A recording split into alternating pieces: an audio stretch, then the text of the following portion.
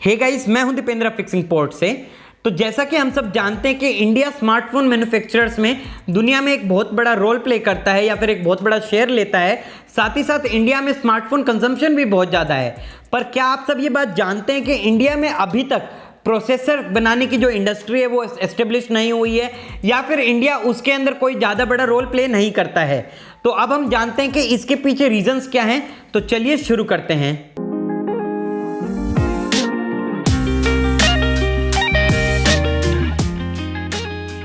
तो सबसे पहले तो मैं आपको ये बता देता हूं कि प्रोसेसर्स कुछ नहीं होते, पर वो सेमीकंडक्टर्स होते हैं। और सेमीकंडक्टर्स की जो इंडस्ट्री है वो पिछले 2.5 दशकों में, यानी कि 2.5 डिकेड्स में बहुत ज़्यादा ग्रो करी है, बहुत ज़्यादा बूम करी है। पर इंडिया इस इंडस्ट्री में कोई ज़्यादा बड़ा रोल प्ले नहीं करता है। और इस इंडस्ट्री को जो बेसिकली कंट्रीज रन करते हैं वो है चाइना, ताइवान और यूएसए। तो अब हम जानते हैं कि क्या है रीज़न कि इंडिया में ये इंडस्ट्री इतना ज़्यादा बूम नहीं करी, या फिर इंडिया इस इंडस्ट्री के अंदर इतना ज़्यादा क्यों नहीं घुस पाया। माइक्रो प्रोसेसर बनाने के लिए हार्डवेयर डिज़ाइन के साथ साथ इंस्ट्रक्शन सेट, सॉफ्टवेयर और कोडिंग भी करनी पड़ती है, और इसके लिए चाहिए बहुत सारा पैसा और बहुत सारा टाइम।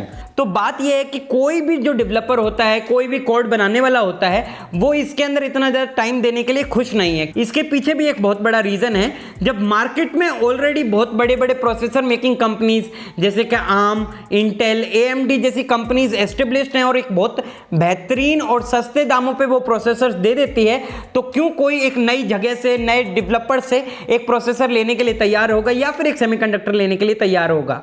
और बाय चांस अगर ऐसा प्रोसेसर डेवलप हो भी जाता है और उसको कोई खरीद भी लेता है, तो फिर सबसे बड़ा जो इशू आएगा वो है कंपैटिबिलिटी का इशू। क्योंकि अगर वो प्रोसेसर बन चुका है तो कोई भी कंप्यूटर की कंपनी या फिर हार्डवेयर की कंपनी या फिर स्मार्टफोन की कंपनी उसको खरीदने से पहले 10 बार सोचेगी, क्योंकि उस प्रोसेसर के लिए ना कोई सॉफ्टवेयर डेवलप हुआ होगा, ना कोई प्रोग्राम डेवलप हुआ होगा। और ये साइकिल चलती जाएगी, जब उसको कोई खरीदेगा नहीं तो कोई उसको दोबारा बनाएगा नहीं, और ये साइकिल एंड में उस प्रोसेसर का जो फेट है उसको खत्म कर देगी। दूसरा बड़ा रीजन है IPR का। IPR मतलब इंटेलेक्चुअल प्रॉपर्टी राइट।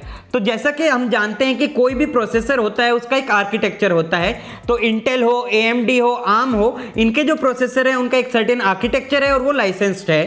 पर अगर इंडिया कोई प्रोसेसर बनाता है बड़े बेसिक से, जीरो से, और वो उसको डेवलप करके एक प्रॉपर अच्छा आर्किटेक्चर वाला प्रोसेसर बना भी देता है, तो उसको लाइसेंस मिलने के चांसेस बहुत कम है। पर अगर इंडिया को इस इंडस्ट्री में आना है तो उसको एक ऐसा रिवॉल्यूशनरी प्रोसेसर बनाना होगा जो कि बहुत ज़्यादा एफिशिएंट होगा, बहुत ज़्यादा सस्ते दामों पे मिलेगा, जिसकी सर्विसेज बहुत ईजी होंगी, उसके लिए प्रोग्राम्स और सॉफ्टवेयर्स बने होंगे, और वो हर टाइप की डिवाइस के साथ कंपेटेबल होगा।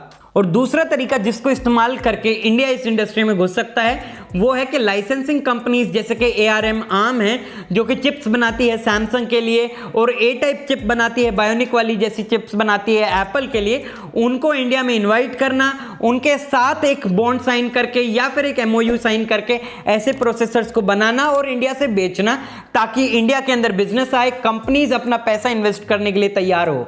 तो उम्मीद है कि आपको हमारी ये वीडियो पसंद आई होगी। अगर आपको हमारी ये वीडियो पसंद आई है तो प्लीज़ इस वीडियो को लाइक करें, हमारे चैनल को सब्सक्राइब करें लेटेस्ट टेक न्यूज़ के लिए। थैंक यू गाइस, मिलते हैं आपसे अगली वीडियो में।